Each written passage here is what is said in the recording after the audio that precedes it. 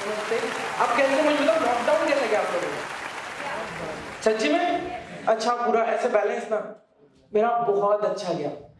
मेरे इंजीनियरिंग के 2 subject back थे और मैं इतना स्टूडेंट यू नो 90 95 परसेंटेज ये मेरे सपने में भी नहीं आते थे। मैं 40 के आसपास ही निकले हूँ। M3 एक सब्जेक्ट है पता है ना? M3 प्रॉपर मेरा निकला था 41 पे। तो वो जो सब्जेक्ट बचे थे मेरे 2, वो कोरोना भगवान ने निकाल लिए 2 और मेरे आई का सपना पूरा हुआ। पर अभी भी पता है क्या लोग होते हैं ना, बाजू की आंटी, इधर के अंकल, शिव काय करते हैं? मुंबईला? अच्छा मैंने अरे तू टीव्हीवर अच्छा नाही त्याच्या उसके बाद क्या करता है? उसके बाद मम्मी को भी लोग अभी और क्या करना चाहते हैं मतलब उसके बाद जॉब वॉब नहीं करते हैं, मतलब नहीं अभी अच्छा खासा कमा रहे हैं, बट उसके बाद क्या होता है यार? अभी मुझे ऐसा लगता है कि ये पल जीना चाहिए, अभी ये पल, ये स्टेज पे खड़ा हूं मैं, उसके बाद उतर के मुझे क्या करना मुझे नहीं पता। तब का तब मैं सोच लूंगा ना, अभी मैं फील कर रहा हूं। और ये वाला स्टेज ना लोगों का ड्रीम होता है, जैसे इंजीनियर होता है, जैसे एक्टर होता है, कोई साइंटिस्ट बनता है, वैसे ये भी लोग सपने देखते हैं ये स्टेज आके आपके साथ बात करें, आपके साथ शेयर करें, वो मैं पूरा कर रहा हूँ। तो मुझे ऐसा लगता है ये इंश्योरेंस और ये सब बात होते हैं ना कि अरे यार ये निकाल देना अगले। और हाँ, मैंने एक बात सुनी थी कि 10 इयर्स आप क्या करो, दबा के मेहनत करो, कुछ मत देखो, सब कॉम्प्रोमाइज करके उसके बाद के जो 40 साल है वो राजा की तरह जियो। अभी अगर मैं 20 का हूं, 20 से 30 में बहुत मेहनत कर लूंगा, उसके बाद जब मैं थोड़ा बुढ़ा हो जाऊंगा कुछ इस तरह से, तब मैं गोवा जाऊं, तब मैं ऑडी लूं, तब मैं और कुछ जो बाकी मस्ती होती वो करूं। यार अभी क्यों नहीं करूं? अभी मैं सपने को भी वक्त दूंगा, अब मैं फैमिली का भी सोचूंगा, बट मैं लाइफ जीऊंगा। मेरी जो ड्रीम की जर्नी है ना, वो मैं जीते हुए जाऊंगा। मैं बता रहा हूं आपको कि अगर सपोज मेरे पास 3 ऑडी है, ठीक है, बट मुझे वक्त ही नहीं हो ऑडी निकाल के, कहीं तो भी मौसम बन रहा है सुहाना और मुझे निकलना है, ऑडी निकाल के वक्त नहीं है, तो ऑडी क्या काम की? मुझे वरना चलेगी? वरना में बैठ के मेरा जब दिल चाहे ना तब मैं निकल सकूं, मेरी जो रानी रहेगी उसके साथ निकल सकूं, मेरी मम्मी को लेके जा सकूं, मेरे पंडित लोग रहेंगे उनको बोलूंगा चलते हैं क्या? वक्त है मेरे पास। मैं बोल रहा हूं कि हाँ, सपने के पीछे वक्त देना है, उसके पीछे एफर्ट देना है, आप पैसे भी कमाओ, बहुत कुछ करो, पर जीते हुए दो, उस पल को जियो, उसको फील करो। मैं मेरे एक मस्त अमरावती में एक प्यारा सा घर है जो फिल्म में होता है कवेलू का, ठीक है, पहले था, और एक मस्त टीवी थी ब्लैक एंड व्हाइट, उसको देख के मैं सपने देखता था, अकेले ही हंसते रहता था। हाँ यार वो वैसे करे मैं भी कहीं वहां पे होगा, जो सपने हम सभी लोग करते हैं, अभी भी आप लोग भी करते हुए, मेरे भी सपने अभी तक पूरे नहीं हुए, उसमें से मैं एक था। और वो घर में एक ऐसी, सब जगह बारिश होती थी, बारिश में कवेलू से घर होता थी, पानी गड़ा होता, तो एक ही जगह ऐसी थी कि जहां पे पानी नहीं आता था, और वो जगह मैं सोता था। बहुत सेल्फिश, बहुत पैम्पर किया हुआ बच्चा हूं मैं, कि बर्थडे आता है, थोड़ा पैसा कम आ रहा है घर में, बट बर्थडे के दिन शिव को अपना बाबू ला पहले ड्रेस गया, मेरे को ड्रेस मिल जाएगा।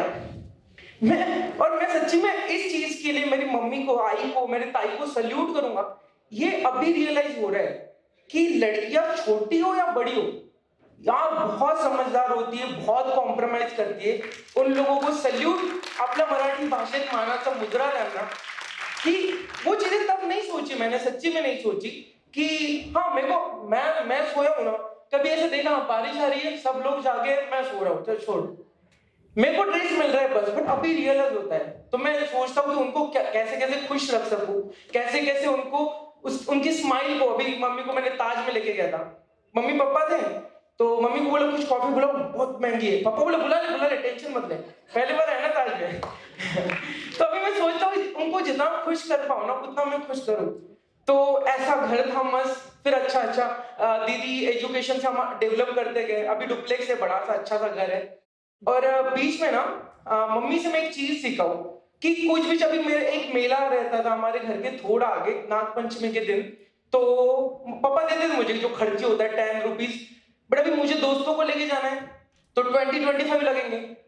तो अभी फिर हमने एक आइडिया निकाला कि एक माचिस होता है, माचिस की जो तीली होती है वो आप कब घर में ट्राई करना कि इस तरह एक फूंक में बुझनी चाहिए, अगर बुझ गई तो आपको मैं 20 दूंगा, नहीं पूछी तो आपको 1 रुपीज मेरा, वो नहीं पूछती।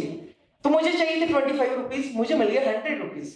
तो मैंने वो सीखा कि यार थोड़ा स्मार्ट वर्क, थोड़ा एफर्ट लो, जितना चाहते हो उससे ज्यादा मिलता है। मैं वो जो सपने देखे थे ना ब्लैक एंड व्हाइट टीवी पे, मैं इतना ही सोचता था जो डांस कर रहा है हीरो कोई अच्छा मस्त, उसके पीछे बैकग्राउंड डांसर हो। मैं बिग बॉस में पहले दिन इतने में ही खुश था कि मेरे पीछे बैकग्राउंड डांसर डांस कर रहे और मैं हीरो के माफिक डांस कर रहा हूं। बस मुझे ट्रॉफी और ये चीज तो बहुत बाद में थी, मैं इतने में ही खुश था कि मैं घर के अंदर जाऊं, मैं वो बिग बॉस का घर देख उसको फील करूं। पर मैं बोला ना कि 25 चाहिए थे, 100 मिल गए। तो इधर बिग बॉस का घर में एंट्री चाहिए थी, ट्रॉफी मिल गई। तो जितना तुम चाहते हो उससे ज्यादा मिलता है, बस थोड़ा थोड़ा पेशेंस रखना पड़ता है। और ऐसे करते करते हमारे सपने बड़े होते गए, मैं देखता रहा, कुछ लोगों से सीखता रहा। तो फिर मुझे पता चला मुंबई दमदमादम के ऑडिशन होते हैं, दमदमादम एक शो आता था, तो मैं डांस क्लास लेता था, तो बच्चों को वहां लेके गया। तो मुंबई फर्स्ट टाइम देखी मैंने, आई शपथ मुंबई से मोहब्बत हो गई। और मैं बता रहा हूँ ये मुंबई में जितना आप मेहनत करोगे ये गोद में ले लेती, ये सही बात है, ये पिक्चरों में सुनी थी, ये मैंने रियलाइज की हुई है। तो मुंबई आया, फिर ऑडिशन देते गया मैं, सैटरडे संडे आता था, फ्राइडे फ्राइडे आया, सैटरडे संडे ऑडिशन दिए, फिर से रिटर्न अमरावती जाना, तो रिजेक्शन हो जाता था। फिर मैं कुलाबा में एक एमएलए हॉस्टल था, वहां पे रहता था, और मैं हीरो के माफिक मस्त अच्छे कपड़े पहन के मस्त प्यारा हीरो जो मुझे अच्छा लगता है वैसे मैं निकलता था अपने चर्च गेट से अंदर की तरफ। मैं जितना अच्छा रेडी होके हीरो के माफिक निकलता था, अंधेरी तक मुझे पता मेरी हालत ऐसी होती थी कि मेरा शर्ट इधर से निकल रहा है, फिर उस पसीना ऐसे हो रहा है, फिर ना यार अभी तो ऑडिशन देना है, फिर मैं रिक्शा रिक्शा मैं बस से नहीं जाऊंगा, अभी वहां पे जाके स्मार्ट दिखना चाहिए मैं। तो फिर थोड़ा दो कैंटीन आती थी ऑडिशन के थोड़ा पहले, 4 बंगलों और 7 बंगलों के पहले थोड़ा 1-2 कैंटीन ढूंढ के, हाँ थोड़ा पानी मार के फेस वॉश करके फुल फिर से हीरो बनने का जैसे ट्राई करते हैं। बट वहां पे जाने के बाद पता चलता था कोई ऑडी से आ रहे हैं, ऑडी से फुल एसी, उनको यहाँ से पसीना ही नहीं आता था और मेरे हर जगह से पसीना आता था। फिर मैं बोला यार चल ठीक है नो प्रॉब्लम। तो स्क्रिप्ट आने के बाद मैं सच्ची में उधर जाके बहुत अच्छा परफॉर्म करता था, हाँ ये मैं खुद को समझाता हूँ तो मैं खुद अच्छा परफॉर्म करता था, और ऑडिशन जैसे हो गया तो मैं भूल जाता था कि अभी कॉल आएगा नहीं आएगा मुझे नहीं पता, अभी मैं चिल, अभी मैं नेक्स्ट स्टेप मुझे क्या करना है वो सोचूं मैं, वो आएगा तो ठीक ना। तो ऐसे गए कम से कम 6-7 महीने, एक कॉल आ गया लकीली, और मैं अमरावती की ट्रेन थी 8 बजे की, 7:30 बजे कॉल आ गया, शिव एक कैरेक्टर है 3000 मिलेगा करोगे? मतलब करेंगे क्या, दौड़ेगा मैं चलेगा, मतलब मेरे को तो ऐसे समझ था, हाँ मैं कर लूंगा। तो बोले आप एक काम करो, अभी कितना बजे 7, आपको 9 बजे तक मर्ड में आना है। बोले हाँ सर आ जाऊंगा। तो मैं अंधेरी में मैकडी के पास था, मैं इतना एक्साइटेड था, पहली बार टीवी पे देखना है। मैकडी के बाजू में शॉप है, वहां से मैंने 5000 का मस्त कपड़े ले लिए कि मुझे अच्छा दिखना है। अब 5000 का कपड़े लिया, पहन लिया और गया मैं, हेलो सर शिव ठाकरे है, और बस स्क्रिप्ट, हाँ बैठिए ना प्लीज। मैं बैठा, फिर वहां पे 2-3 लोग थे, तो मैं फील कर रहा था वो जो कैमरा वो लाइटिंग वाइटिंग लगाते रहते हैं। फिर मैं बोला अब भी हाँ मैं भी, तो ऐसे हाथ मिला के मस्त ऐसा कनेक्शन बना रहा था। थोड़ा टाइम मैं सर के पास, सर वो स्क्रिप्ट, हाँ 2 मिनट बैठ जाओ, फिर से बैठ गया मैं। फिर मैंने सोचा कि यार स्क्रिप्ट मिल जाती, पहला परफॉर्मेंस है, थोड़ा अच्छा करते हैं। फिर क्या बोले सर वो आप स्क्रिप्ट देने वाले थे, बोले हाँ रुकिए देता हूँ। फिर सब रेडी हो गया, मुझे बुलाया, बोले हाँ, मैंने सर हाँ कैरेक्टर क्या और स्क्रिप्ट। बोले ये ग्लास लो आप, 3-4 ग्लास दे दिए हाथ में, और बर्थडे पार्टी है, पार्टी में जो भीड़ है उसका एक हिस्सा हुआ। मैं बोला यार 5000 का कपड़े लिया मैंने, टीवी पे दिखने वाला हूं मैं, और ऐसा कैसे हो सकता है। मतलब अभी यहाँ से वापस तो नहीं जा सकते, काम करते हैं, टीवी पे तो दिखना है, तो ऐसे पार्टी का ग्लास देके ऐसे करते थे। तो बोले हाँ इधर ही आपको बात करते रहना है।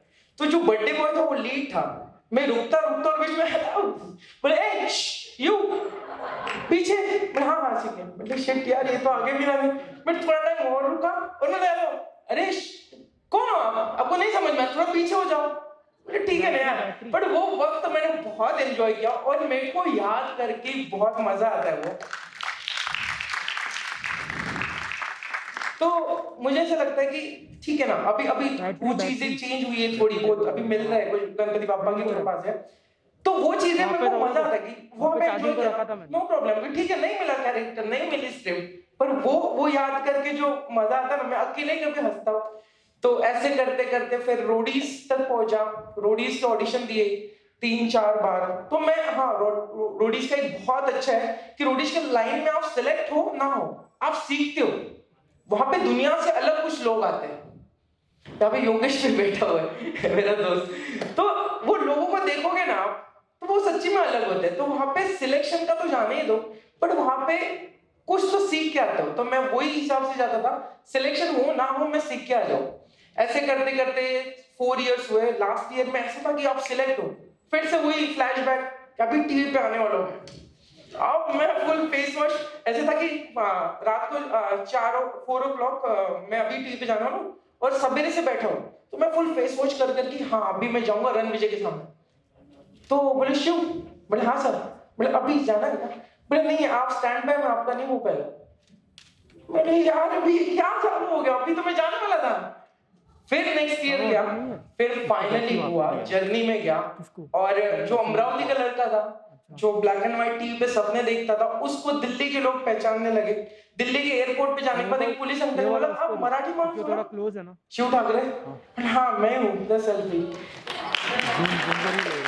तो मेरे को मजा आ रहा था। पापा जो मेन स्क्वायर होता है वहां पे बैठे थे, दोस्त के साथ बातें करते हो, तो 3-4 यंगस्टर आ गए और सेल्फी लेने लगे। ऐसे घर पे आ गए, मुझे लगा थे पोटे फोटो काढून राहिले वे। मैं हाँ मेरे को बोले कहा, मैं पापा तुम ही सेलिब्रिटी है था।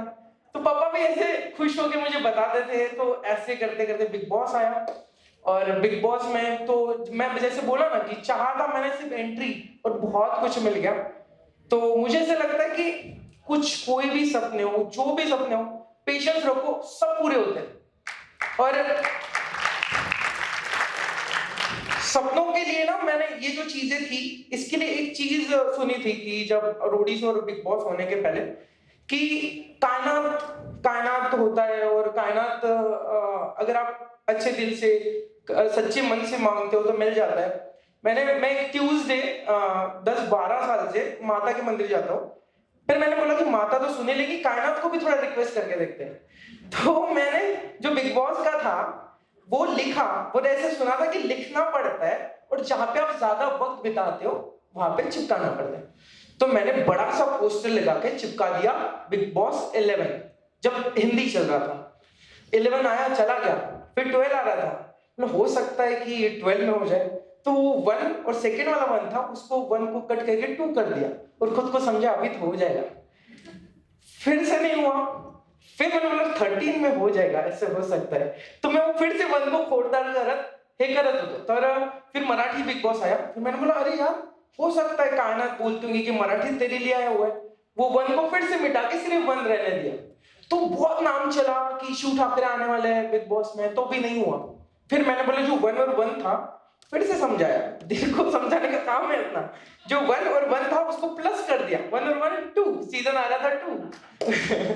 ऐसे होप लगा के मैं कायनात के पास बैठा था, और 2 में सच्ची में हुआ, और ये प्रोसेस सच्ची में होती है। मैं जस्ट सुना था, बट उसके बाद मुझे पता चला ये होती है, थोड़ा टाइम लेती है।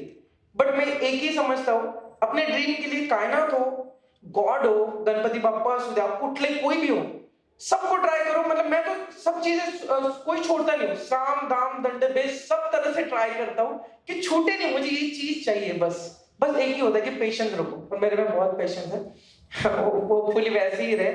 तो सपने देखो, आप जितने बड़े सपने देखना देखो, और उसके लिए पेशेंस रखो। मैं गणपति बाप्पा से प्रे करूंगा कि आप सबकी विश लिस्ट पूरी हो, आप सबके सपने पूरे हो, और बस सपने देखते रहो। और हाँ, लाइफ को जियो यार, लाइफ अपना लेना, उससे पहले अपन ही ले लेते लाइफ की।